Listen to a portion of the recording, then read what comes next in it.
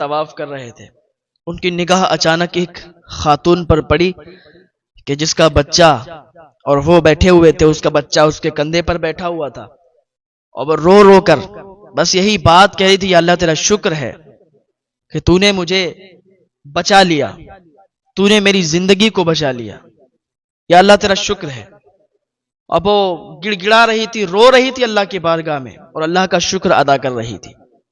تو وہ بزرگ کہتے ہیں کہ جب میں نے دیکھا کہ وہ رو رہی اور اللہ کا شکر ادا کر رہی ہے، تو میں اس کی طرف بڑھا، میں نے جا کے اس سے کہا، بہن آپ اتنا رو رہی ہیں، گڑ گڑا رہی ہیں اور اللہ کا شکر ادا کر رہی ہیں، آخر یہ سب کیوں؟ تو اس نے کہا، بابا بات کچھ ایسی ہے، آپ سنیں گے تو آپ بھی اللہ کا شکر ادا کریں گے۔ وہ بزرگ زمین پر بیٹھ گئے اور کہا، بتاؤ آخر کیا بات ہے؟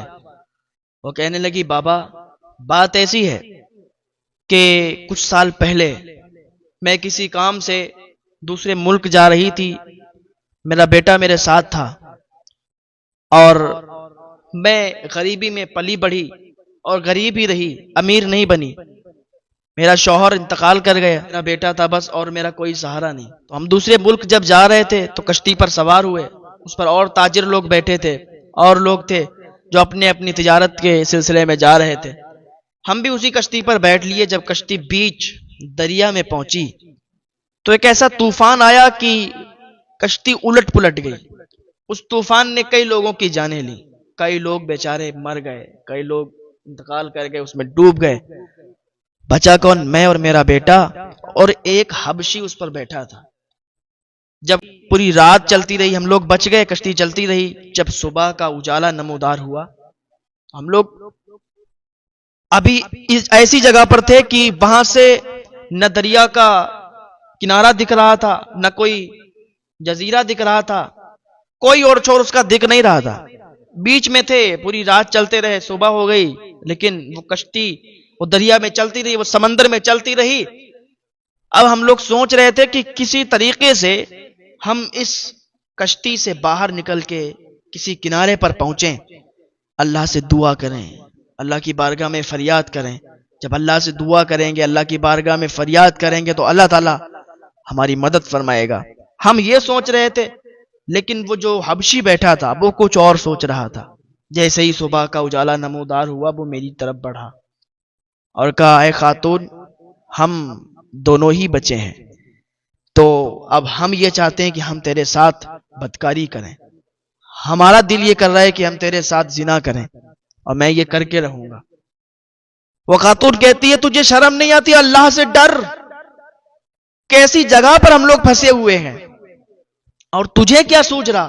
ہم تو یہ سوچ رہے ہیں کہ اللہ کی بارگاہ میں روئیں، گڑ گڑائیں، فریاد کریں، تاکہ اللہ ہماری حفاظت کرے، اللہ ہماری مدد فرمائے، ہمیں اس کشتی سے باہر نکالے، اور اس دریا سے باہر نکل جائے، کنارہ مل جائے۔ اور تو یہ کیسی بات کر رہا ہے؟ تجھے شرم نہیں آتی؟ اللہ کا خوف نہیں ہے؟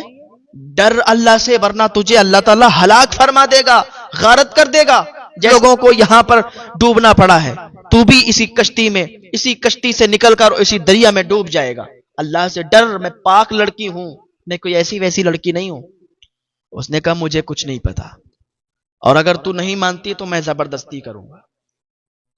اس نے کہا، اللہ کے لیے مجھے چھوڑ دے، مجھے معاف فرما دے، میں کہاں پھنس گئی؟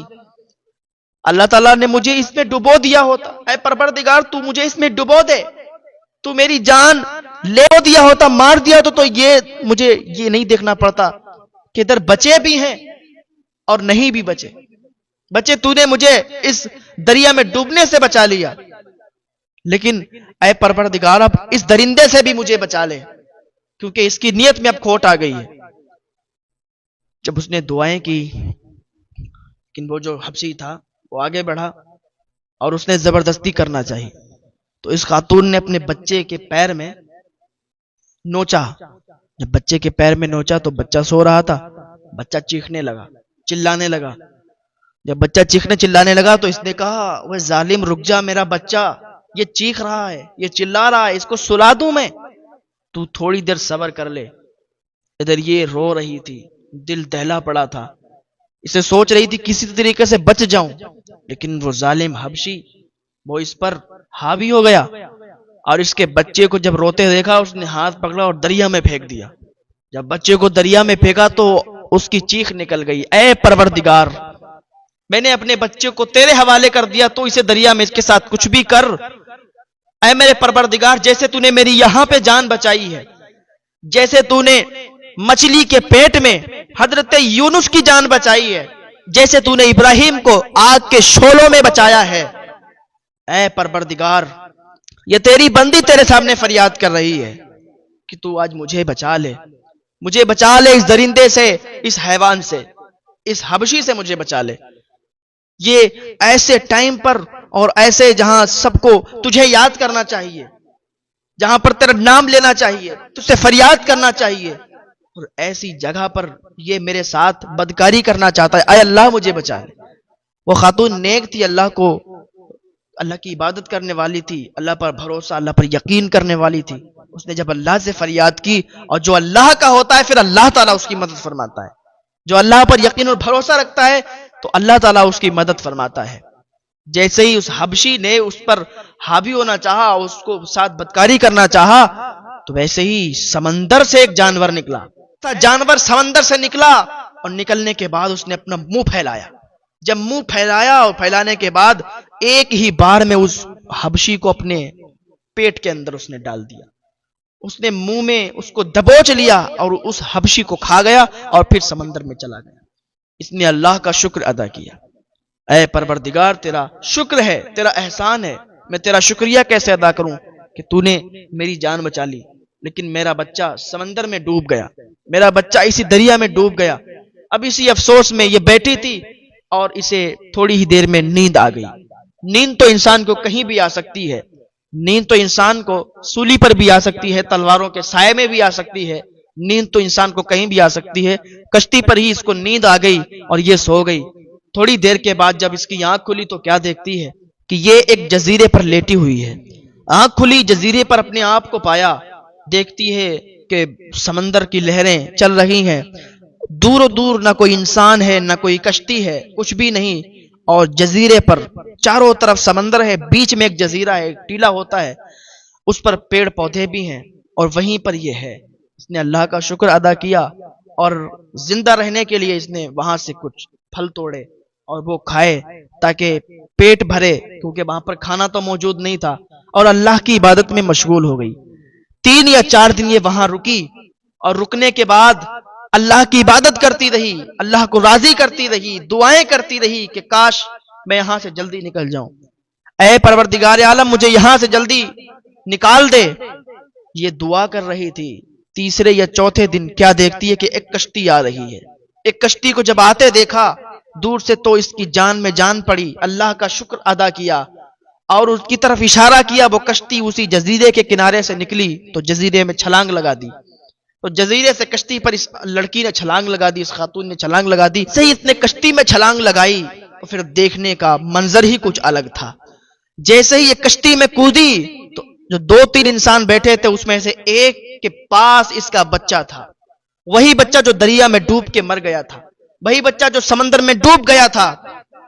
تو اس نے جب اس کی گود میں اپنے بچے کو دیکھا تو اپنے بچے پر جا کے گر پڑی، بچے کو سینے سے لگا لیا، اے اللہ تیرا شکر ہے۔ وہ 2-3 آدمی جو بیٹھے تھے کہنے لگے کہ اے خاتون یہ کس کا بچہ ہے اور تو نے ایسے کیوں اس کو گلے سے لگا لیا؟ کہا یہ میرا بچہ ہے۔ کہا کیا بات کرتی ہے تیرا بچہ ہے؟ اس سمندر میں اور اس جزیرے سے تو آئی ہے تو کہتی یہ بچہ تیرا ہے؟ کہا اللہ کے بندو میرا یقین کرو یہ بچہ میرا ہے۔ اس نے پورا واقعہ بتایا۔ جب پورا واقعہ بتایا تو وہ بالکل حیران رہ گئے۔